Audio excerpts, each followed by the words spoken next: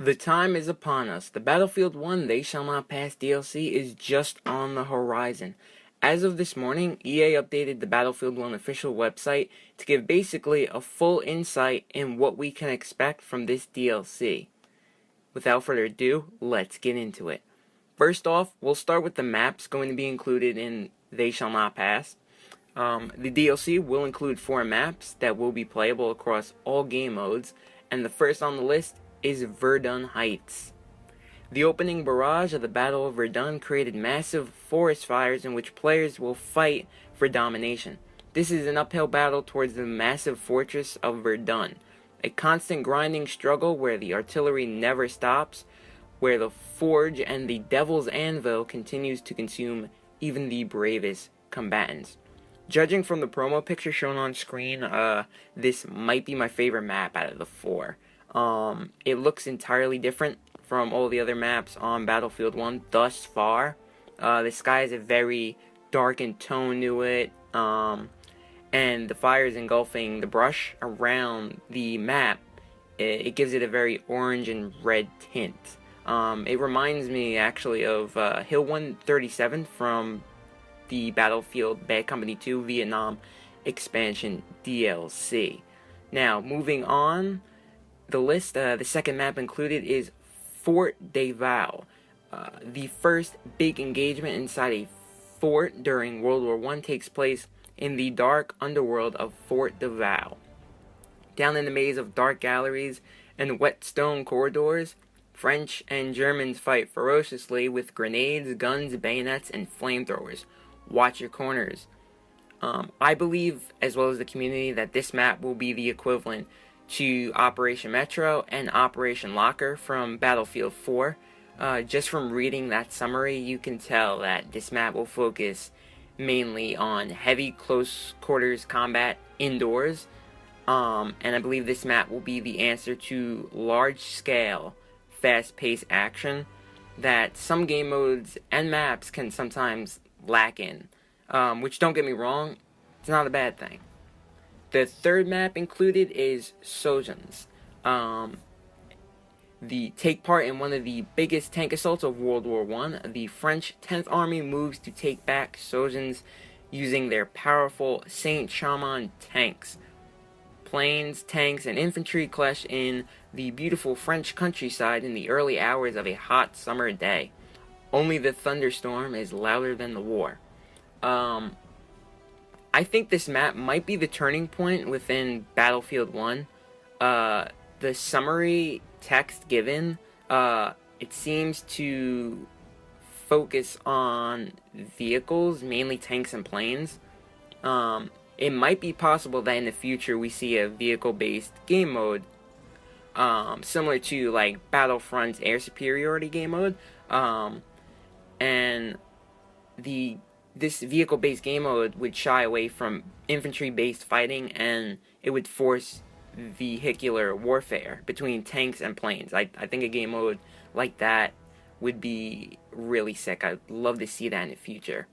The final map included in the DLC is Rupture. In dire need to capture key bridges across the Aisne River, the French find themselves backed into battlefields where poppies grow over a rusty wreck from previous tank battles. It might seem calm, but this maze of steel beast provides an excellent place for those who plan an ambush. As the sun sets over Fontenoy, the battle wakes up. I think this map's going to play very similar to Giant Shadow, with majority of the map taking place in open plain areas, with probably debris littered here and there, like it stated in the text with the wrecked tanks. There's not really much else I could say about this map. I'm just gonna have to wait and see for myself when it's released. Now, jumping into other content that is included in They Shall Not Pass. This one we all knew when the DLC was starting to be rumored would happen. The French army joins the fight.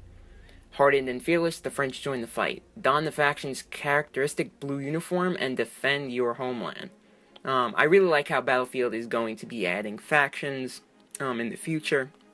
I think that will keep the game fresh, and possibly by the end of this year we'll have a game that has covered almost all the major events taking place during World War One. It will be a complete and only game that has done that and has done the theme of World War One.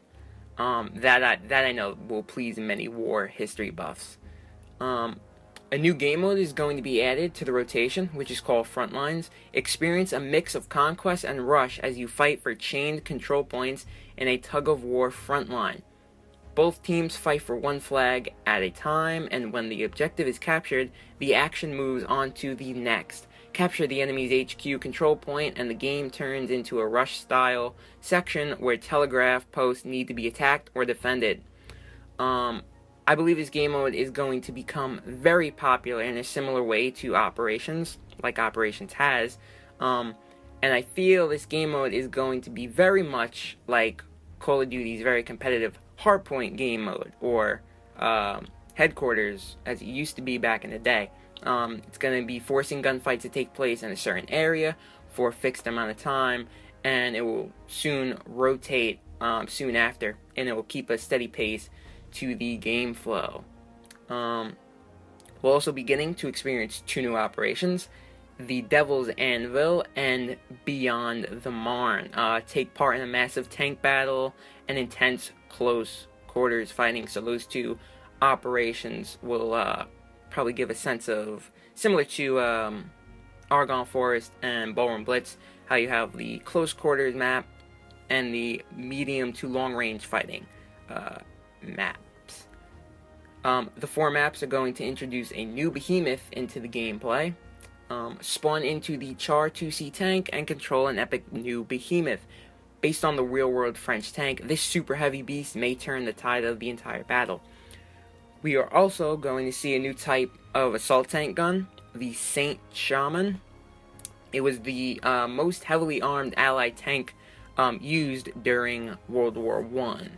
The 4 maps are also going to include a new stationary weapon, like the field gun that we're familiar with. The Seize Howitzer, as it's named, can be operated by an infantry player. This new stationary weapon is operated through indirect aiming and firing in the same manner as mortars and artillery vehicles like the artillery truck, where you'll basically have a mini map on screen to know where you can direct fire. We're also being introduced into a new elite class that will be added called the Trench Raider.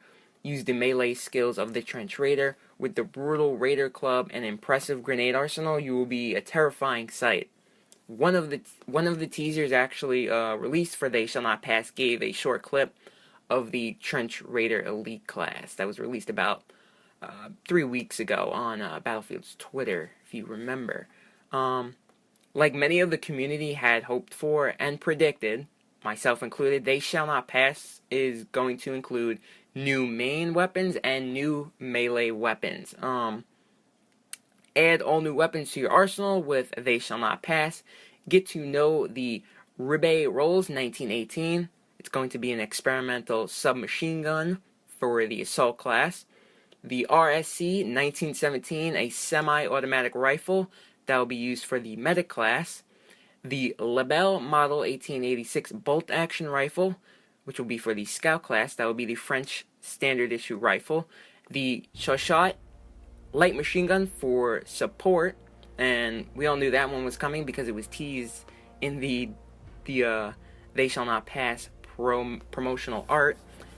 The Strojan Inertia, that will be a new shotgun for the assault class. And the MLE 1903 Extended, which is going to be a sidearm, and I believe that sidearm will be able to be used across all classes. Experience physical immersion of the brutal melee combat with new weapons like the Cogwheel Club, the Nail Knife, and the Trench Floor. It's actually more weapons than I initially thought would be included in the DLC. That's 6 new firearms we're getting and 3 new melee weapons. which totals up for 9 brand new weapons that will be at our use come March. Lastly, They Shall Not Pass will be bringing new ranks and unlocks. The Battlefield website states, continue your Battlefield 1 career in progress through 10 new ranks. New medals, dog tags, service stars, and codex entries can also be unlocked in They Shall Not Pass. Now, it has been rumored that They Shall Not Pass will release sometime in March. I'm going to speculate an early March release date, probably about a month time from now. It should be released. When They Shall Not Pass is released, I will be uploading content on the DLC, so stay tuned for that. And we're now only about a month away. So, without further ado, I hope you guys enjoyed the video, and if so, please like, comment, or subscribe. I'd really appreciate it. Thank you guys so much for watching, and I'll catch you guys on the battlefield.